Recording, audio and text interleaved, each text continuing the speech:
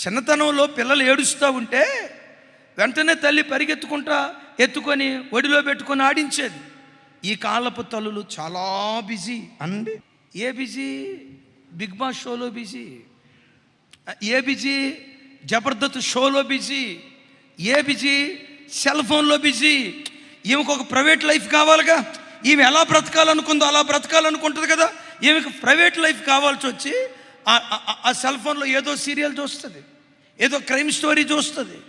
తన జీవితం ఆ ఫోన్తో అంకితమై పిల్లలు వచ్చి మమ్మీ అని ఏడ్చారనుకోండి, ఏం లేదు, సెల్ ఫోన్ ఇచ్చి నాన్న ఈ కార్టూన్ ఛానల్ చూడు నాన్న అని తల్లి కార్టూన్ ఛానల్ ఇస్తుంది. ఆ పిల్లోడు కార్టూన్ ఛానల్ చూస్తా చూస్తా ఇట్లా నొక్కుతాడు. ఆ నెక్స్ట్ ఉన్న వీడియో అది కార్టూన్ ఛానల్, మరలా నొక్కుతాడు. ఆ తర్వాత కార్టూన్ ఛానల్ వీడియో, ఆ తర్వాత నొక్కుతాడు. ఈసారి ఏదో సినిమా పాట వస్తుంది, ఆడు చూస్తాడు. మరలా నొక్కుతాడు. ఈసారి అశ్లీలమైన బొమ్మ వస్తుంది. ఎవరో ఒక అబ్బాయి ఒక అమ్మాయి దగ్గరికి వచ్చి ముద్దు పెట్టుకున్నట్లు, అమ్మాయి అబ్బాయి దగ్గరికి వెళ్ళి ముద్దు పెట్టుకున్నట్లు ఆ వీడియో వస్తుంది. పిచ్చిదానివి నువ్వేమనుకున్నావు? మా వాడు కార్టూన్ ఛానల్ చేస్తున్నాడు, మా అమ్మాయి కార్టూన్ ఛానల్ చూస్తుంది. ఈరోజు పరిశోధకులు చెప్తున్న మాట ఏంటో తెలుసా?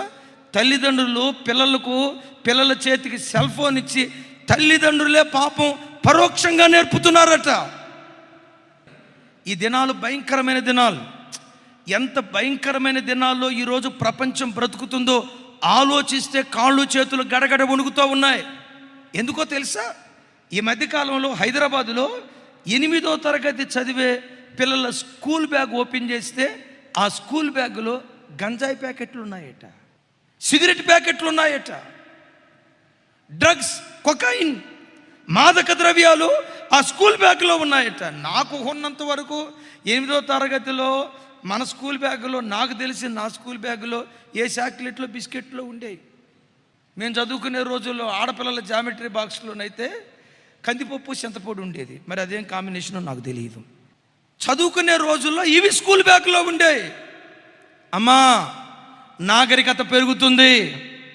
ఈ దినాలలో చిన్న వయసులోనే పిల్లలు మలినమైపోతున్నారు. లోకాన్ని చూడు.